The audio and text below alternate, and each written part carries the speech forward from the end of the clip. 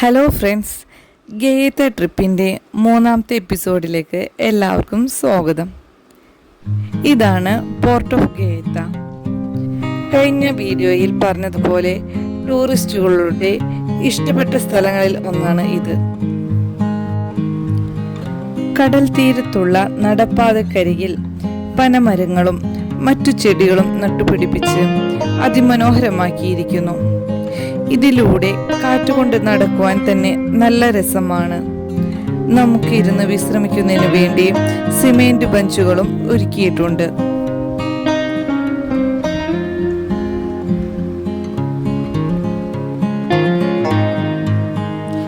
ഇവിടുത്തെ പ്രധാന വരുമാനം എന്ന് പറയുന്നത് മത്സ്യബന്ധനമാണ്, അതുപോലെ തന്നെ ടൂറിസവും. ഈ കാണുന്ന ചെറിയ ബോട്ടുകൾ നമുക്ക് വാടകയ്ക്ക് ലഭിക്കും. മത്സ്യബന്ധനത്തിന് പോകുന്ന ബോട്ടുകളും ഇതിനിടയിലുണ്ട്. നമ്മൾ എടുക്കുന്ന സമയത്തിനനുസരിച്ചാണ് വാടക നൽകേണ്ടത്. അതുപോലെ തന്നെ ഗയേത്തയുടെ പ്രധാന ഭാഗങ്ങളെല്ലാം ബോട്ടിൽ കറങ്ങി കാണുന്നതിന് സാധിക്കും. വൃത്തിയുള്ള ബീച്ചുകൾക്കുള്ള അവാർഡുകൾ നിരവധി തവണ കരസ്ഥമാക്കിയ ഗേത്ത തീരത്താണ് നമ്മൾ നിൽക്കുന്നത് എന്നോർക്കണം. നമ്മുടെ സമയപരിമിതികൾ കാരണം അധിക സമയം ഇവിടെ ചെലവഴിക്കാൻ സാധിച്ചില്ല. ഞങ്ങൾ ഇനി കാണാൻ പോകുന്നത് ഗയേത്തയിലെ പ്രസിദ്ധമായ ടൂറിസ്റ്റ് പ്ലേസിൽ ഒന്നായ ഗ്രോത്ത ദെൽ തുർക്കോ കാണുവാനാണ്. ഗ്രോത്ത ദെൽ തുർക്കോ കാണുവാൻ പോകുന്ന വഴിയിൽ ഗയേത്തയിലെ പ്രസിദ്ധമായ ബീച്ചിന്റെ ദൃശ്യങ്ങൾ പകർത്തിയതാണ് ഇത്. എത്ര മനോഹരമാണെന്ന് നോക്കിക്കേ.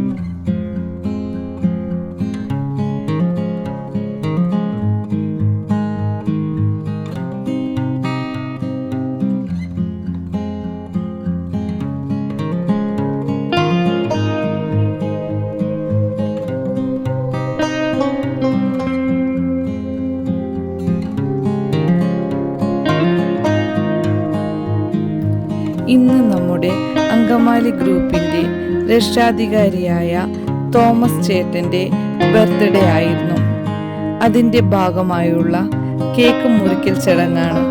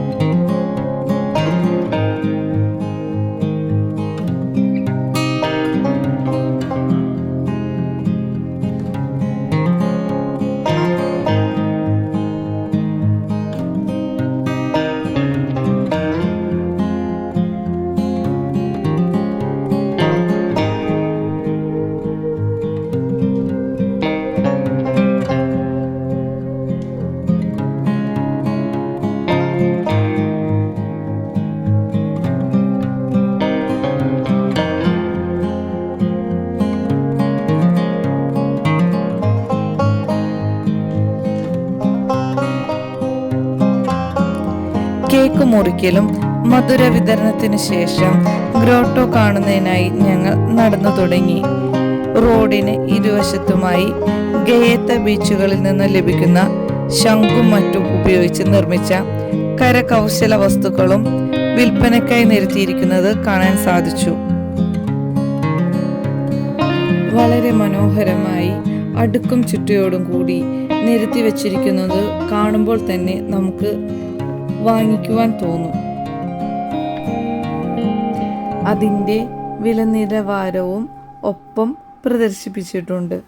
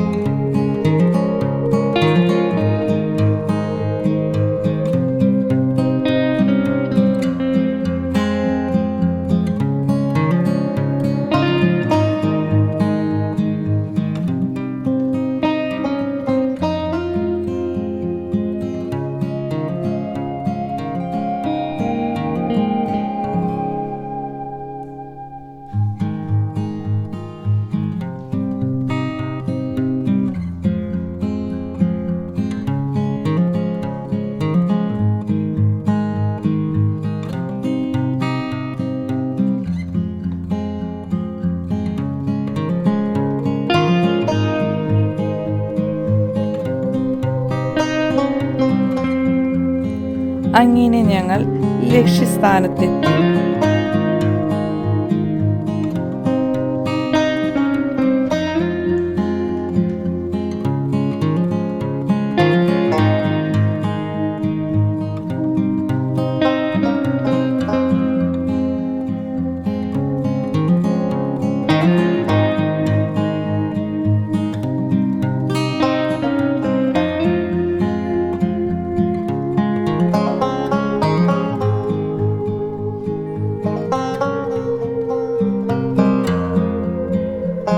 അങ്ങനെ ഞങ്ങൾ ഈ പള്ളിയിൽ കയറി പ്രാർത്ഥിച്ചതിന് ശേഷമാണ് ഗ്രോത്ത കാണാൻ പോകുന്നത്.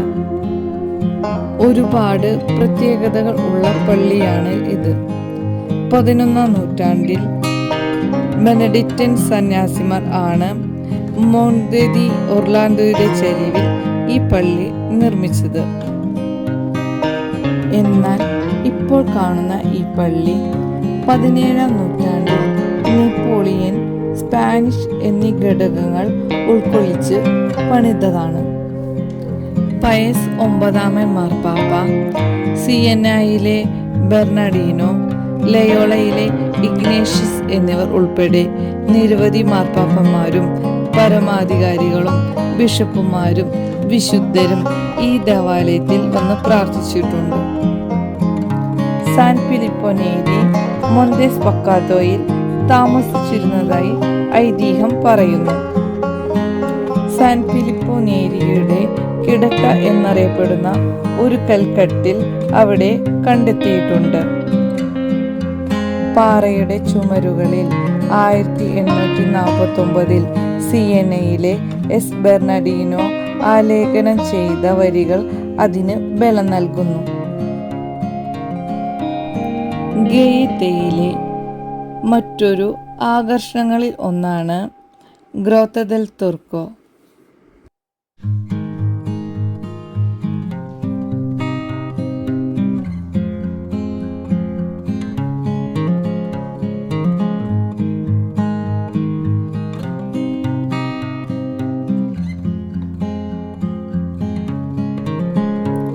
ഈ ഇടനാഴിയിൽ കൂടെ കടന്നു ചെല്ലുമ്പോൾ നിരനിരയായി അടുക്കിയതുപോലെ പടവുകൾ കാണാം.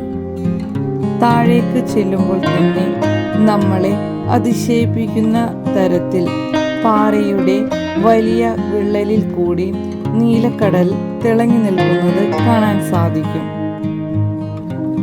മൊത്തം 300 സ്റ്റെപ്പുകൾ ഉണ്ട് എന്നാണ് പറയുന്നത്. അതിൻ്റെ പകുതി വരെയേ നമുക്ക് ഇറങ്ങുവാൻ അനുമതിയുള്ളൂ.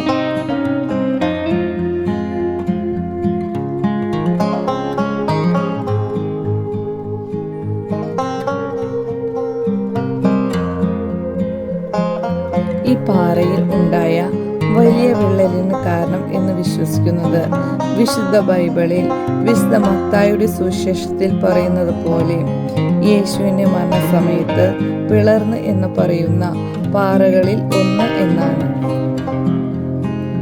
ക്രിസ്തുവിൻ്റെ കാലഘട്ടത്തിനു മുമ്പ് ഇങ്ങനെ ഒരു വിള്ളൽ ഉണ്ടായിരുന്നതായി കണ്ടെത്തിയിട്ടില്ല എന്ന് ഗവേഷകരും ശരിവെക്കുന്നു. ഞങ്ങളുടെ ഒപ്പം വന്നവർ ഫോട്ടോസും വീഡിയോസും എടുക്കുന്നതിൻ്റെ തിരക്കിലാണ്. പ്രകൃതിയുടെയും പാരമ്പര്യത്തിൻ്റെയും ഒപ്പം ചരിത്രവും സംയോജിച്ച് ലഭിച്ചതാണ് ഗ്രോത്ത ദെൽ തുർക്കോ എന്ന പേര്.